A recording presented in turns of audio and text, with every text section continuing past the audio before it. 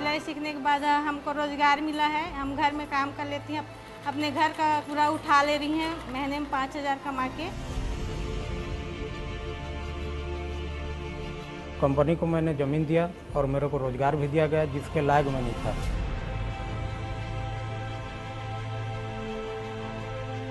पहले मेरे में आत्मविश्वास बहुत ही कम था, अभी कॉन्फिडेंट बहुत है और मैं आगे कुछ और भी कर सकती हूँ जैसे लगता है।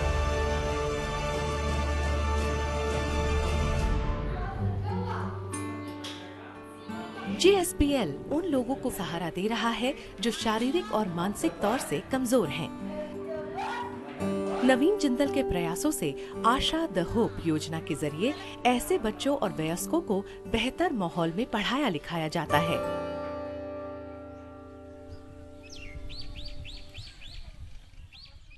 बालमती सिन्हा एक सफल मिसाल है। बालमती शारीरिक रूप से विकलांग हैं। यहाँ बालमती के पैरों का इलाज किया गया और उन्हें शिक्षित किया गया। आशा द होप ने बालमती का जीवन संवार दिया है। आज बालमती सिलाई करना और कंप्यूटर चलाना जानती हैं और अपने जैसे बच्चों को प्रशिक्षित भी कर रही हैं। मैं यहाँ से 65 किलोमीटर दूर गांव की हूँ, तो मेरा यहाँ 2012 फरवरी से मैं यहाँ एंट्री ली थी। हम लोग पार्क घूमने आए थे, नेहरू पार्क, तो वहाँ आशा का भी एक सेंटर लगा हुआ था। वहाँ घूमने के बाद वहाँ पम्पलेट मिला था, पम्पलेट मिल घर जाके पढ़ी तो आशा के बारे में बहुत अच्छा दिया था, विकलांगों के बारे में कुछ अच्छा लिखा हुआ था, तो मुझे लगा कि इस सेंटर से जाके मिलना चाहिए इस संस्था में। तो मैं वहाँ से आई, फरवरी में ऑफिस में मिली, फिर वो इस बारे में बहुत अच्छे से बताए। फिर उसके बाद मैं लगा कि मैं यहाँ आके अच्छा कर सकती हूँ, अच्छा सीख सकती हूँ। मेरा पैर मतलब डिफेक्टेड था, फिर यहाँ मेरा फ्री में इलाज भी हुआ, ऑपरेशन भी हुआ। ऑपरेशन होने के बाद मैं अभी अच्छे से स्ट्रांगली चल सकती हूँ, साइकिल वगैरह सब कुछ चला सकती हूँ अभी। फिर उसके बाद प्राइवेट संस्था में जॉब भी कर रही हूँ, टीचरशिप का, प्लस यहाँ आके यहाँ भी सीखते भी हैं और सिखाते भी हैं। क्योंकि पहले मेरे में आत्मविश्वास बहुत ही कम था, मैं अपने फ्रेंड के साथ ही आना जाना कहीं भी करती थी। अभी कॉन्फिडेंट बहुत है और मैं आगे कुछ और भी कर सकती हूँ जैसे लगता है। बालमती सिन्हा आशा द होप की एक सफल कहानी का पात्र है। बालमती जैसे ही और भी बच्चे हैं।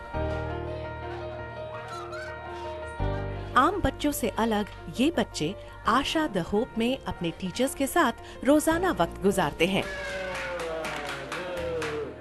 ये जब से आया था पहले शुरू में तो यहाँ बिल्कुल बढ़ नहीं रहा था और चिड़चिड़ा हो रहा था, भाग जा रहा था, चिल्ला रहा था बहुत, और इतने हाइपर हो रहा था, अपना कपड़ा वपड़ा सब ऐसे करके बहुत ज़ोर से चिल्ला रहा था। लेकिन धीरे धीरे मेरे साथ इतनी इमोशनल अटैच हो गया बच्ची, अभी मेरे को एक दिन नहीं देखेगा तो परेशान हो जाता है। तो उसके बुखार होता है भी, कुछ बीमार होता तो मेरे को यहाँ आता है, उसके मम्मी मुझे फ़ोन करते हैं। बहुत इमोशनल अटैचमेंट उनके साथ, वो बहुत हाइपर था, अभी बहुत मतलब मेरे बेस्ट मतलब गुड स्टूडेंट ये बन गए हैं।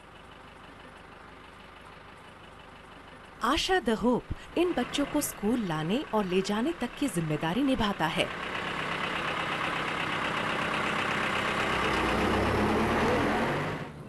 आशा द होप कार्यक्रम के तहत इन बच्चों को पुनर्वासित भी किया जाता है। JSPL यहाँ आने वाले मासूम बच्चों को सभी सुविधाएं मुफ्त देता है। जिन बच्चों को समाज ने हाशिए पर अकेला छोड़ दिया था, आशा द होप उन बच्चों का हाथ थामकर उन्हें आत्मविश्वास दे रहा है। आशा द होप का मकसद है निःशक्त जनों को स्वावलंबन करके अपना जीवन यापन कैसे करेंगे उसके लिए तैयार करना। JSPL और JPL शिक्षा ही नहीं, स्वास्थ्य के मामले में भी रायगढ़ और तमनार में अपने सामाजिक दायित्व को बखूबी निभा रहे हैं। चिकित्सा के साधन जो है ये एक बेसिक हमारी रिक्वायरमेंट है। तो जगह जगह हम जाकर के अपनी जो है मेडिकल वैन्स भी हम गांव-गांव में भेजते हैं लोगों के उपचार के लिए, क्योंकि जो सही समय के ऊपर जो उपचार हो जाता है उससे जो है सबसे अधिक लाभ मिलता है। और हमने अस्पताल भी बनाया है, रायगढ़ में भी अस्पताल है, हिसार में भी अस्पताल है, और जहाँ जहाँ पर बड़े उद्योग हम लगा रहे हैं वहाँ पर हम अस्पताल भी रखते हैं। अपने जितने कर्मचारी हैं उनके लिए भी, उनके परिवारों के लिए भी, और आसपास के गांव से आसपास के शहरों के लोगों को भी उसका लाभ मिल सके, उसके लिए हमने हमेशा प्रयास किया है कि अच्छे से अच्छे चिकित्सा के साधन हम लोगों को उपलब्ध करा सकें। JSPL ने फोर्टिस हॉस्पिटल के साथ मिलकर रायगढ़ में ही छत्तीसगढ़ का इकलौता मल्टी स्पेशलिटी हॉस्पिटल खोला है। इंडस्ट्रियल शहर में ऐसे अस्पताल की जरूरत थी जो जरूरत पड़ने पर फौरन इलाज दे सके। रायगढ़ में पहला ब्लड बैंक भी फोर्टिस OP जिंदल अस्पताल में ही बनाया गया है। इस ब्लड बैंक की अहमियत इसलिए भी बढ़ जाती है क्योंकि यहाँ सिकल सेल अनीमिया और थैलेसीमिया के मरीजों की संख्या काफी ज्यादा है। जरूरतमंदों और गरीबों का इलाज फोर्टिस OP जिंदल अस्पताल में मुफ्त किया जाता है। फोर्टिस OP जिंदल अस्पताल इस का क्षेत्र में बहुत ही सराहनीय कार्य कर रहा है, क्योंकि ये इकलौता एक अस्पताल है जिसमें हम ट्रॉमा सर्विसेज, जिसमें कि न्यूरोसर्जन, ऑर्थोपेडिक सर्जन, सपोर्ट के लिए कार्डियोलॉजी मतलब हृदय संबंधी, ब्लड बैंक सुविधाएं, ये सब एक जगह पे अवेलेबल हैं। और ये सुविधाएं मैं आपको बता सकता हूँ कि आसपास के 200 से 250 किलोमीटर के पूरे क्षेत्र में कहीं नहीं है। जितने भी दुर्घटनाग्रस्त या दुर्घटनाएं होती हैं इस क्षेत्र के अंदर, उन लोगों के लिए फोर्टिस OP जिंदल अस्पताल अपने आप में एक बहुत बड़ा वरदान है, क्योंकि लोगों की जान हम बचा सकते हैं यहाँ पे।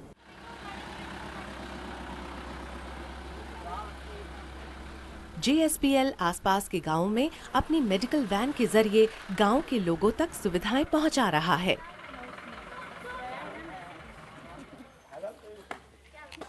गांव वालों को इंतजार है JSPL की मेडिकल वैन का।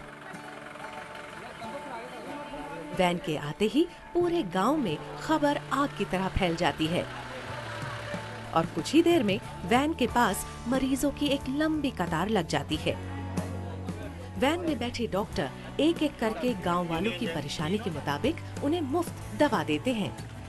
सुबह शाम एक गोली खाना खाए के बाद, सुबह शाम एक गोली खाना खाए के बाद। हेल्थ सेक्टर में इनफैक्ट हमारा बहुत बड़ी भूमिका है जिंदल स्टील एंड पावर की। Like I said, we have clinics everywhere, we have ambulances which go from village to village, from towns to towns, you know, to treat people who can't go to hospitals.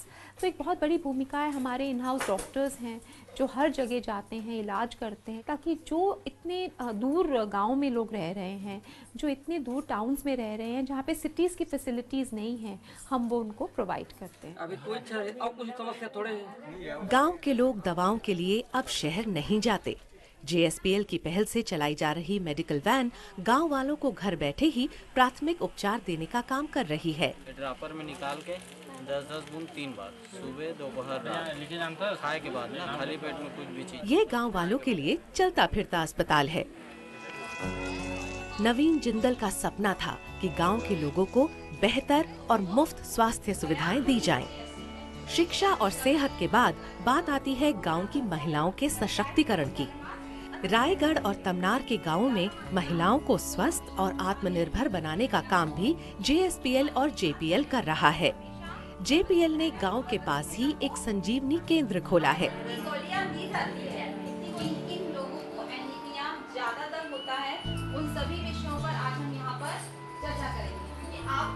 संजीवनी केंद्र में आसपास के गांवों से चुनी गई महिलाओं को स्वास्थ्य संबंधी जानकारी दी जा रही है। यही महिलाएं फिर स्वास्थ्य संगिनी बनकर गांव में जाकर गांव की जरूरतमंद महिलाओं को स्वास्थ्य के प्रति जागरूक करती हैं। माधुरी पटेल भी एक स्वास्थ्य संगिनी है।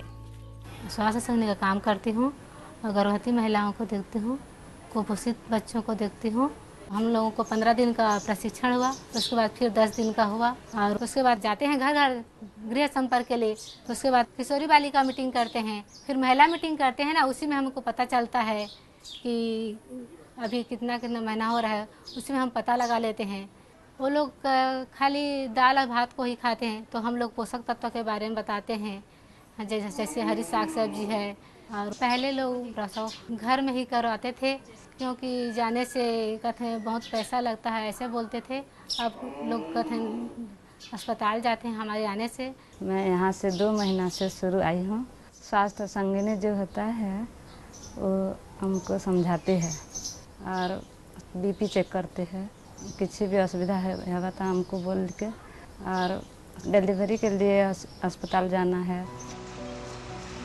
गर्भवती महिलाओं और नवजात शिशुओं की सुरक्षा के लिए गांव में वात्सल्य केंद्र खोले गए हैं, जहां वात्सल्य योजना के तहत गर्भवती महिलाओं और बच्चों की जांच की जाती है।